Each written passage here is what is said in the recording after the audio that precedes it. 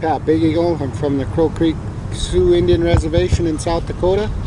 I'm a descendant of great descendant of Chief Big Eagle. My name's Rod Steiner, and I'm enrolled at the Santee Sioux Nation of Nebraska. I've always heard white people tell me how the government had cheated us out of our land, and boy, you guys really got took. And I always used to think to myself, well, they're still doing it, and why don't you help us? Lyle has always said that this could be a model for the way Indians and white people should get along.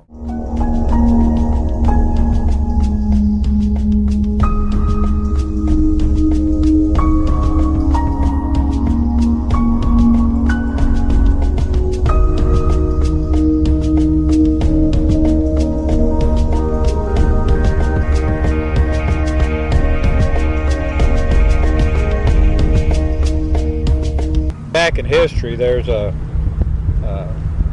our grandfathers were in jail together, so we've got that tie, and so it's been good to meet them, and they're just really good people. Well, thank you. Appreciate that. That's sort of a Kodak moment. This was my chief, and I see some descendants of other chiefs that are here, Little Crow and descendants of Red Wing, and I think Wabashas and the Big Eagles. So our chiefs are still around, some of the descendants, and I think we're the only that has a hereditary chief that went from father to son. The Wabashas are the only ones left in this capacity, and we're sure proud of that. And I want to talk about some of the things that our women went through here that really, really suffered here. The first contact with the white men, and how they dealt with us on the land, and everything that they did to us, and tried to help us, and then reneged on some of the things, and it showed what the Indian policy was to our particular tribe. And one thing, there was just a few lines in there about Crow Creek. They said, well, when the women got up here, they were picking the half-digested grain out of the horse manure to make soup. And then it said that many respectable women turned to prostitution to support their families. And all of us here, a lot of us here came from those women probably, that suffered here.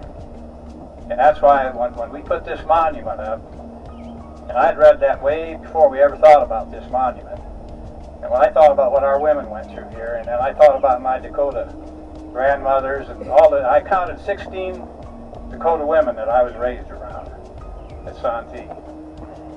My great-grandmother, my grandmother, my great-aunts, and all my mother's siblings, cousins, that helped raise me. All the love they showed me. And they were strong, resourceful women.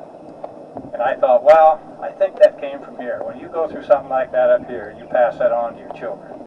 We're at the Holy Faith Cemetery at the Hobo Creek area, near Santee, Nebraska. This was Wabashas 3. He was the third in the line of Wabashas chiefs. He was chief during the Minnesota uprising of Dakota Indians in Minnesota in 1862. That's our homeland, Minnesota. And it was a short war, and after it was over, all the Dakota were banished from the state of Minnesota, and first they were kept that first year at Fort Snelling in St. Paul, and then the next year they were shipped by boat down to St. Louis and then up the Missouri River to Crow Creek, South Dakota. But it was such a barren and harsh land that about half of the tribe died. There were people coming up to me and shaking my hand. They called me a chief. They said, they would ask me who my parents were, and I'd tell them, and they'd say, well, you're our chief, and shake hands. They were going to bury a Indian kid out there and that got killed in the war, and I don't remember which tribe he was, but either Omaha or Winnebago. All the Indians started coming to the funeral, and they stopped the funeral. What we call a reservation town is a town next to the reservation. You always have prejudice there. I don't care. They can say they don't, but it's there.